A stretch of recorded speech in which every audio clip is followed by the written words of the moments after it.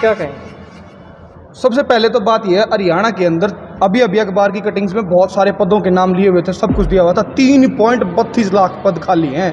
जितने हरियाणा में टोटल पद है ना, वो भरे कम है, खाली ज़्यादा हैं। ये इस सरकार की इच्छा शक्ति है।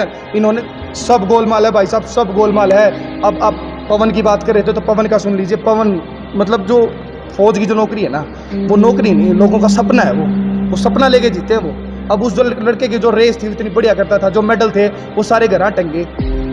क्या नाम है, दुष्यंत चौटाला ने क्या कहा कि भाई आप फौज की बजाय पुलिस की भर्ती में चले जाते। पुलिस की भर्ती भी हुई है। जब से जजपा सरकार बनी आज तक तो एक भर्ती नहीं हुई। पुलिस की भर्ती कब कर दी?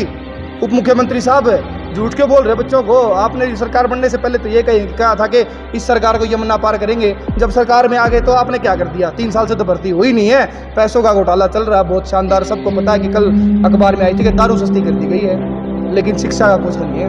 अब भाई विश्वविद्यालयों को कर्ज दे दिया गया है। विश्वविद्यालयों को आप कर्जवान बना दोगे, बच्चे फीस ज़्यादा देंगे, कहाँ से देंगे? महंगाई का इतना बुरा हाल है।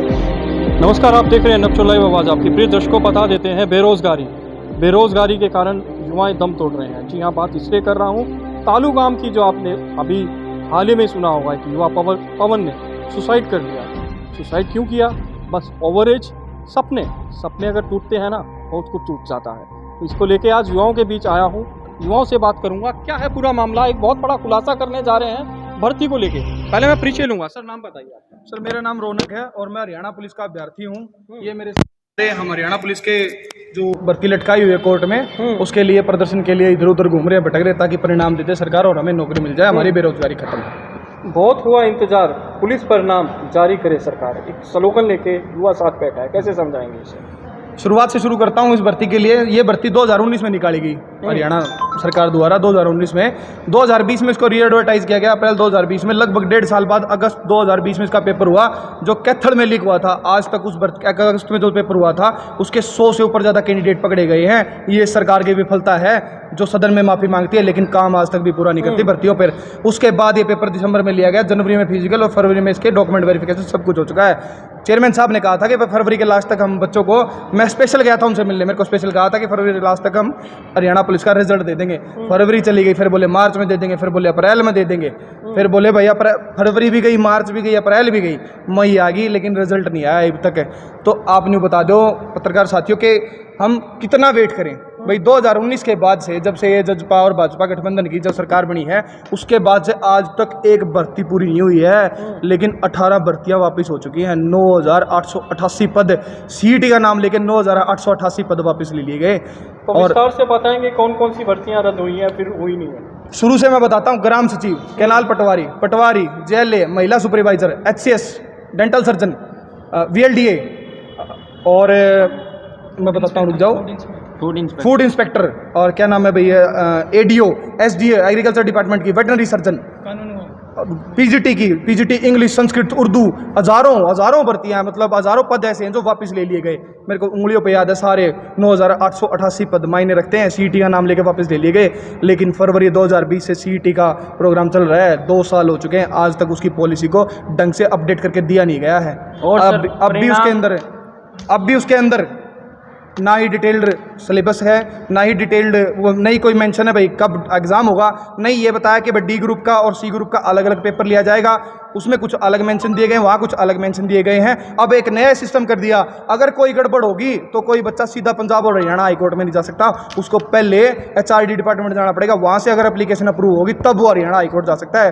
अब ये सरकार की आप मंशाएं देख लीजिए, इच्छा शक्ति देख लीजिए कि बच्चों को कहाँ घूमना फिरना। और कोर्ट में भर्तियाँ कैंडिडेट की कमी की वजह से नहीं लटक रही। मैं आपको बता दूं, 3 साल से जो क्लर्क थे 2019 में लगे थे, वो नौकरी कर रहे हैं। अब बोल रहे हैं कि वहाँ पर रिवाइज रिजल्ट होगा। अब ये मेरे को बताओ, जो वहाँ से बच्चों की नौकरी जाएगी, उनके परिवार के लिए कौन जिम्मेदार है?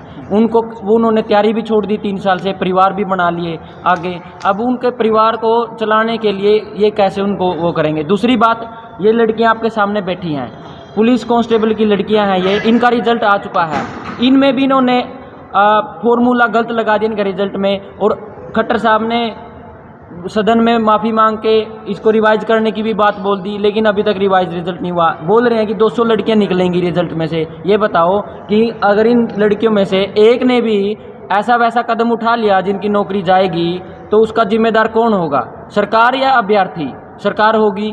तो हम यही चाहते हैं कि जो ये भर्तियां कोर्ट के नाम पर लटका रखी है, इनको जल्द से जल्द फास्ट ट्रैक पर लाकर अर्ली हियरिंग करवाकर सारे केसों को रफा दफा करो और ज्वाइनिंग दो बच्चों को, ताकि हरियाणा में जो बेरोजगारी में नंबर 1 है उसमें कुछ ना कुछ सुधार आए, बच्चों को रोजगार मिले और इनकी मांगें आगे पूरी हों। अदरवाइज तो बहुत बड़ा आंदोलन होने वाला है सभी। रौनक जी, बात ये आती है हरियाणा नंबर 1 बेरोजगारी में, सरकार को पता होने के बावजूद भी युवा सड़कों पर है, इसको क्या कहेंगे? सबसे पहले तो बात यह है, हरियाणा के अंदर अभी अखबार की कटिंग्स में बहुत सारे पदों के नाम लिए हुए थे, सब कुछ दिया हुआ था। 3.32 लाख पद खाली हैं। जितने हरियाणा में टोटल पद है ना, वो भरे कम है, खाली ज़्यादा हैं। ये इस सरकार की इच्छा शक्ति है। इन्होंने जब सरकार बनी थी 2014 में कहा था कि हर साल हम 1 लाख भर्ती करेंगे। 2014 से लेकर 2022 आ गया, आज तक 1 लाख भर्तियां पूरी नहीं हुई हैं। ना ही लड़कियों की हुई, ना ही लड़कियों की हुई। ये टीचर भर्ती, शिक्षा का आप देख रहे कितना बुरा हाल है। स्कूलों में एक 10 क्लास के ऊपर एक टीचर है। शिक्षा का इतना बुरा हाल मचा रखा है इन लोगों ने भाई साहब।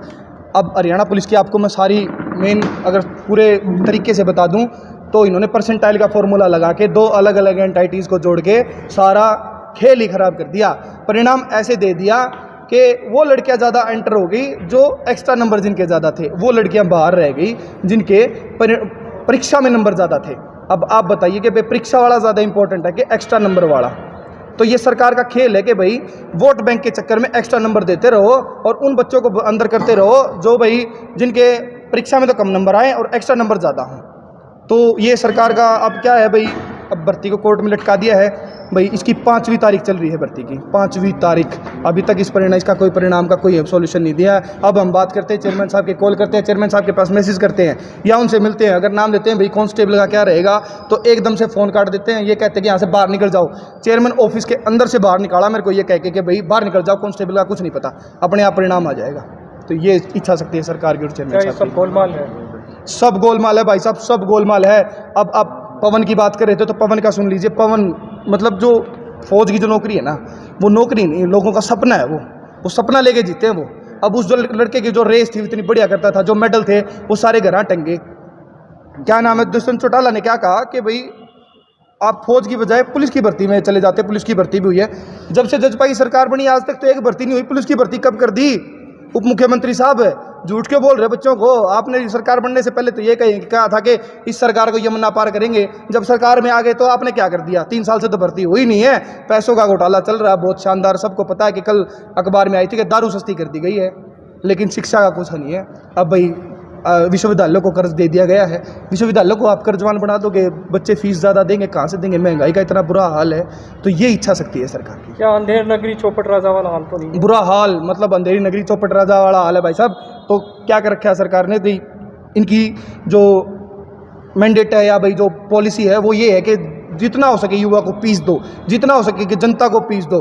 बेरोजगार घूमते फिरेंगे, क्या है भाई, दंगा फसाद नशे इतने बढ़ रहे हैं पूरे हरियाणा में। आपको पता है कि बैंक लूटे जा रहे हैं, शराब का धंधा इतना बुरा तरीके से चल रहा है। ये सरकार का मतलब बहुत बुरा हाल है। तो अब आगे की क्या प्रक्रिया होने वाली है रौनक जी आपकी तरफ? अगर 11 तारीख को रिजल्ट नहीं आता है तो हम सरकार को और चेयरमैन साहब को चेताना चाहते हैं और जगाना चाहते हैं, ये कहना चाहते हैं कि भाई हम HSSC के सामने बाहर जाकर वहाँ प्रदर्शन करेंगे, धरना करेंगे। जब तक हमें परिणाम नहीं मिलेगा तब तक वहाँ बैठे रहेंगे। जैसे किसान आंदोलन सफल रहा ना, वैसे ही हम इस आंदोलन को सफल करने की कोशिश करेंगे। ये हमारी चेयरमैन साहब को अपील है जी। कोई और भी चैनल के माध्यम से अपील करना चाहेंगे? आप कुछ कहना चाह रहे हैं? नहीं जी, आप कुछ कहना चाहेंगे? तारीख पे तारीख कुछ कहना चाहेंगे आप? सर देखिए, अभी 5वीं तारीख आने वाली है हमारी, लेकिन अब तक कोई फैसला नहीं हो रहा। मतलब चेयरमैन साहब ये कहते हैं कि ना हम आपकी अर्ली हियरिंग करवा देंगे, इसकी अपील लगा देंगे, लेकिन अर्ली हियरिंग तो दूर की बात है। जिस दिन हियरिंग होती है ना उस दिन वो खुद आगे का टाइम मांग लेते हैं, तो हम क्या उम्मीद करें उनसे? रौनक जी, ये लड़ाई कहाँ तक जाएगी? ये लड़ाई हमने 4 साल से हो गया हम इसको शुरू किए हुए हैं भाई। कि हमारी जब से पुलिस भर्ती शुरू हुई है तब से हम इसको लड़ रहे हैं भाई। पहले तो परीक्षा के लिए लड़े, परीक्षा ले लो, परीक्षा ले लो, परीक्षा ले लो। परीक्षा ले ली तो वो आउट होगी, वहाँ विफलता। परीक्षा ले ली तो उसके बाद फिजिकल में इम्पोर्सनेशन का सबसे बड़ा कारण रहा। पेपर में सीटर गैंग भी बहुत ज़्यादा एक्टिव थी। सीटर गैंग के बाद डॉक्यूमेंट वेरिफिकेशन में वहाँ थोड़ा अंगूठे बदल दिए जाते हैं, सब कुछ बदल दिया जाता है। वो कैंडिडेट ज़्यादा आगे आ जाते हैं जो सीटर गैंग के लोग थे। तो अब हम कहाँ तक चले इसको, सरकार को लेके कि सरकार के आगे कहाँ तक हम घूमें, कहाँ तक फिरें, कहाँ तक रोए। उम्र हो चुकी है भाई साहब, 25 से उम्र के ऊपर के हो चुके हैं, लेकिन आगे हरियाणा पुलिस की ना तो एज रही, ना ही आगे अगर इनकी यही इच्छा शक्ति रही तो ना ही सीईटी का टेस्ट होगा, ना ही कोई भर्तियाँ होंगी। सरकार आपकी भी ओवर एज हो रही है? हाँ जी, ओवर एज हो रहा हूँ मैं, 25 से ऊपर का हो गया हूँ। अब 3 साल पहले जब 2019 में इन्होंने भर्ती शुरू की मतलब थी, युवाओं के सपनों के लिए लड़ रहे हैं? युवाओं के सपनों के लिए लड़ रहा हूँ, लड़ तो मैं खुद के लिए भी रहा हूँ, युवाओं के सपनों के लिए भी लड़ रहा हूँ। थोड़े दिन पहले एसआई भर्ती के लिए भी लड़ा था। अब आईटीआई वाले बालक भी, आईटीआई वाले जो बच्चे वो भी मेरे पास आते हैं कि भाई साहब हमारी आवाज़ बढ़ो। आवाज़ किस किस की बने, रौनक किस किस की आवाज़ बने। रौनक खुद बेरोजगार है, खुद की बेचारे की उम्र निकलती जा रही है। तो भाई साहब ये इस सरकार से मेरे को मतलब भाई रिक्वेस्ट है, प्रार्थना है, या चेयरमैन साहब से प्रार्थना है कि कृपया करके इस भर्ती को कंप्लीट कीजिए। हमारे जैसे युवा जो बेरोजगार घूम रहे हैं, लाचार घूम रहे हैं, हमें न्याय दीजिए। ये भर्तियों को कोर्ट में मत लटकाएं, न्याय कीजिए प्लीज़। धन्यवाद।